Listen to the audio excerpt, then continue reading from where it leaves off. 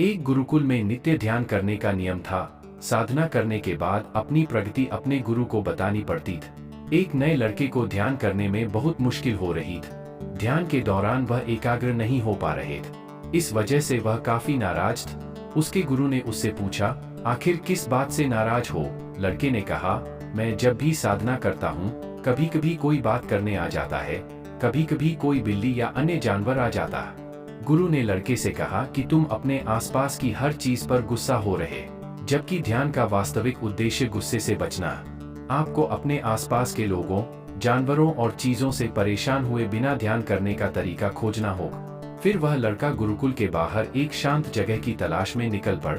उसने एक बहुत ही शांत नदी का किनारा देखा। वह वहीं अपनी चादर बिछाकर साधना, मेडिटेट करने लगा। जैसे ही उसने अपनी आंखें बंद की, उसे हवा के चलने की आवाज सुनाई तो वह नाराज हो गए। फिर जब पेड़ के पत्तों की आवाज आई तो उसे गुस्सा आ गए।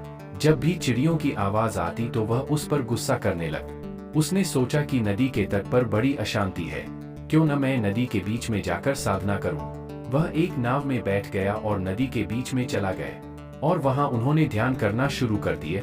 नदी के बीच में ध्यान करते हुए लड़का अच्छा महसूस कर रहा था। फिर वह रोज नाव में बैठकर नदी के बीच में जाकर साधना करने लगा। अब वह खुश था कि कोई उसे परेशान नहीं कर रहा था और वह ध्यान करने में सक्षम है। एक दिन नदी में ध्यान करते हुए उसने पानी के छींटे मारने की आवाज सुन। जब उसने अपनी आंखें खोली तो उसने देखा कि एक बड़ी सी नाव उसकी ओर आ रही है। उसे बहुत गुस्सा आया।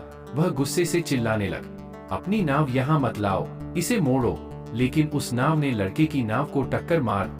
लड़का था लाल बिल, लेकिन जब उसने उस बड़ी नाव में देखा, वहां उसमें कोई नहीं था। तेज हवा के कारण वह नाव वहां आ गई थी और पानी के कारण। इतने में लड़के को फिर से अपने गुरु का प्रश्न याद आ गया, आप वास्तव में किससे नाराज हैं?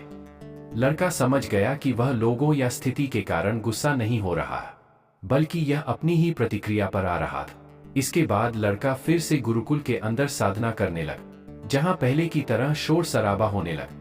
लेकिन वह अब उस शोर को एक खाली नाव की तरह समझने लगा था। इस कहानी से हमें सीख मिलती है कि आपकी मर्जी के बिना कोई भी चीज आपको गुस्सा नहीं दिला सकती।